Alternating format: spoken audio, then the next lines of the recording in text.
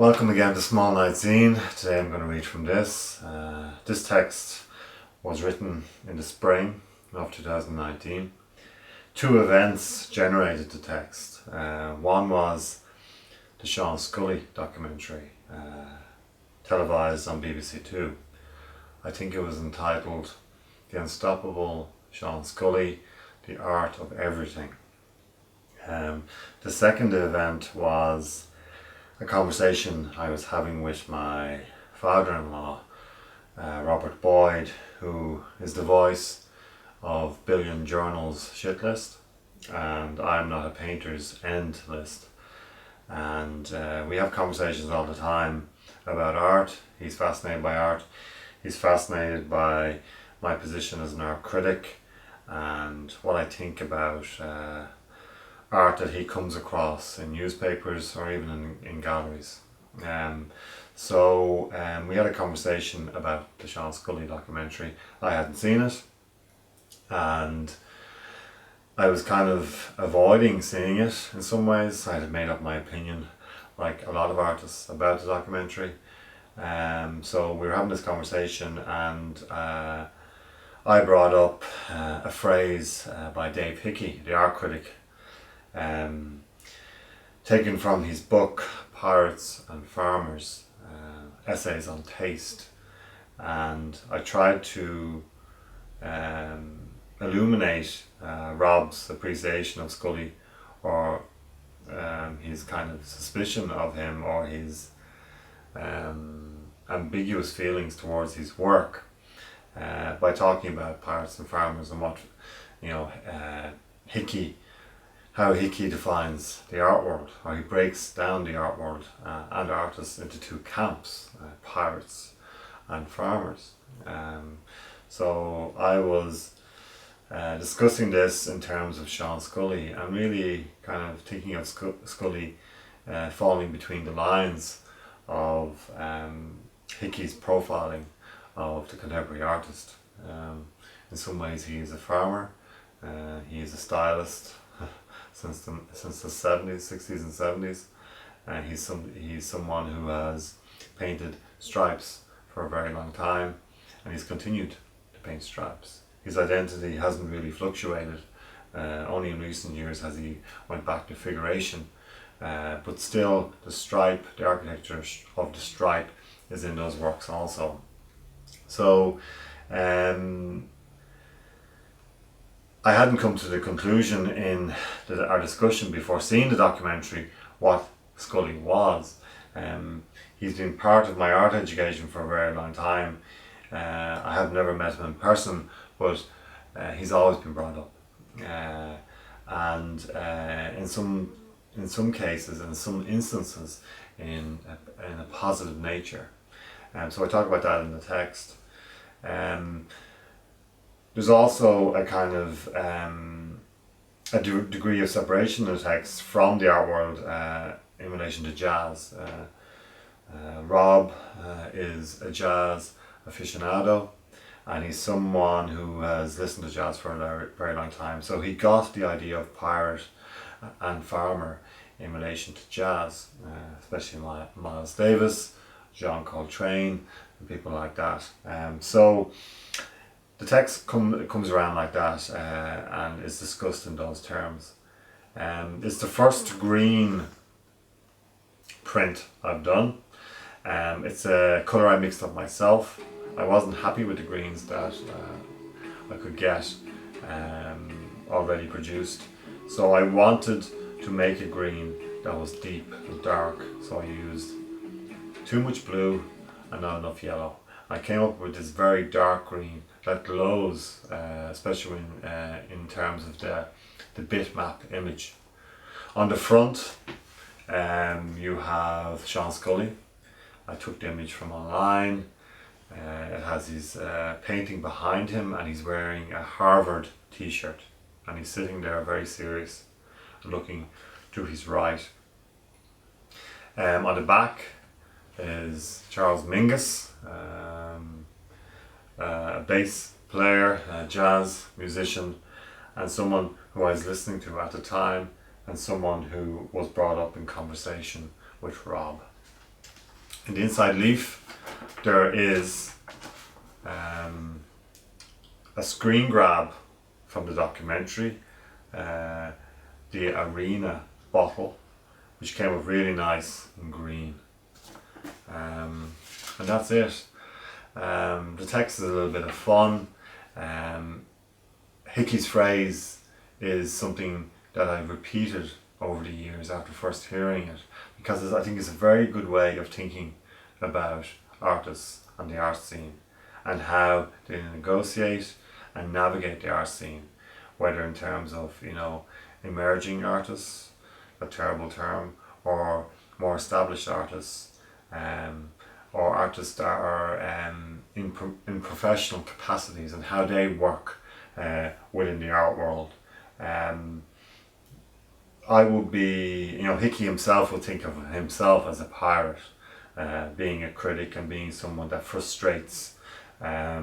Scully, in those terms, is a pirate too. He frustrates. So this text will hopefully highlight, through Hickey's phrase, whether Scully is a pirate or a farmer. So without further ado, let's do this. What do you think of Sean Scully's paintings? My father-in-law, Rob Boyd, the voice of Billion Journal's shit list, and I am not a painter's end list, makes sure to inform me of any art-related content he reads in the newspaper or chances upon TV. It's our common conversational ground. Most recently he watched the new Sean Scully documentary, The Unstoppable Sean Scully and the Art of Everything, televised on BBC Two this April. To my surprise, he had never heard of Sean Scully before and wondered if I had and what did I make of his work. Rob had partly made up his mind about Scully's paintings, ironically riffing on the chapter of the documentary entitled "So Simple That Even I Could Do It."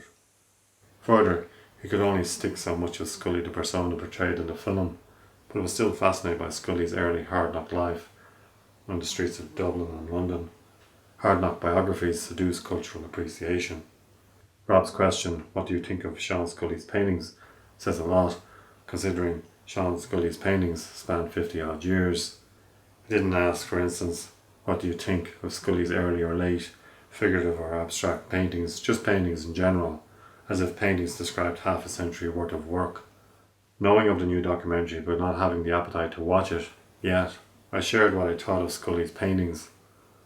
First I told Rob the story of a painting lecturer of mine in our school who had gone out of his way to show our class an early documentary on Scully. There was a spoken caveat, however, in the lecturer's guerrilla curriculum. He wasn't a fan of Scully himself. Scully or his paintings, I will never know. For some reason he thought the documentary was worth more than personal bias. The earlier documentary gives access to the working life of Scully the painter in his studio. I was inspired at the time. The art school's portable TV seemed to buckle under the weight of paint shown in Scully's big white slop buckets in his Manhattan studio, where he mixed paint with a secret ingredient, scoop paint with a big household paintbrush, and slovenly plastered paint to the canvas with all his hand, his wrist, his arm, his shoulder, his whole body, and what contributors in the new documentary go as far as to proclaim soul. After watching the first Scully documentary, I made my best paintings in the first year of art college. The lecturer was dumbfounded. He wondered why the leap. I said I wasn't afraid of the paint anymore. I knew now that the physical action of painting was not produced by a squirmy pincer grasp, but the whole body wide open. I had my big Scully paintbrush, my Scully tubs of acrylic paint, and my whole body. Scully had done his job on me. I watched the new documentary the next day after Rob's visit.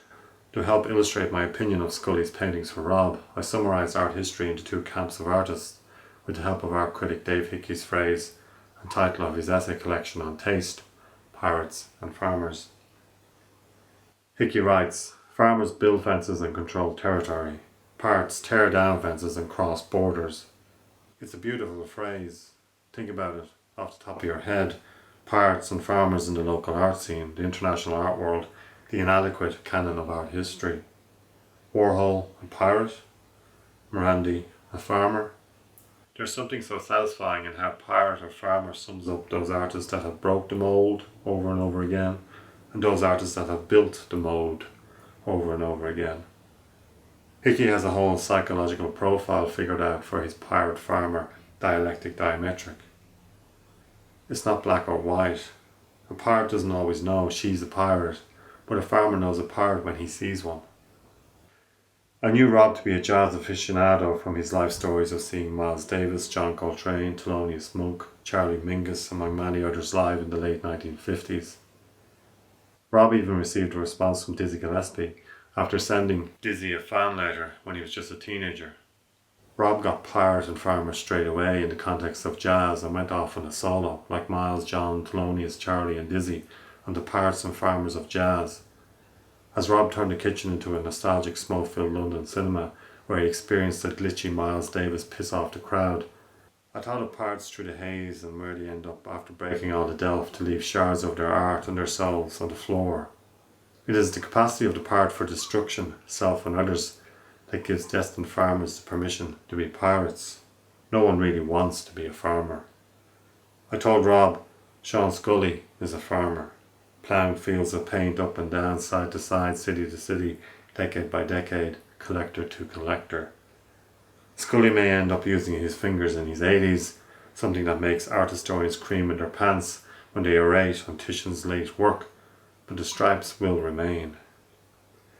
Tradition, history, time, it's like Scully melted down the history of pre-modern painting into a plastic slop bucket, stirred and slapped back on the canvas in the most simple and direct architecture possible, vertical posts and horizontal sills. Stripes are Sean Scully's doubt being something he says he doesn't have in the new documentary. Doubt is why we return to the scene of trauma. There's pain and pleasure in doubt. We find ourselves in doubt, not in failure, as is professed by the success stories of the established, the mainstream. Doubt is more insidious. It never succeeds. It trundles on, heavy in the melancholy of continuance. Doubt is piracy. Scully is all doubt, which makes him a pirate of sorts, albeit in denial. He fits Dave Hickey's pirate profile, being less than self-aware. Ironically, he's more of a farmer in how he pillages the art market on a legacy built on the good old dollar rather than the beating of the soul. 50-odd years of stripes without changing his stripes, while the art world changes its stripes again and again, is something. Scully is either a pirate in farmer's clothing or the other way around. Either which way, he's a wolf. And yet, my definition of the pirate is something different. One who challenges what has gone before, makes new, breaks art so art can be built again by others that follow. Rob is still going solo into the denizens of the jazz world, some of whom build fences and control territory. Farmer being the operative designation, others who tear down fences and cross borders. Pirate being the correct designation. Not always crowd pleasers or playing to the crowd. Pirates either turn coat or fuck it all up in the end. Their time here on earth may be destructive and short, but their legacy is the proffering of permission, if we are pirate enough, to grab it.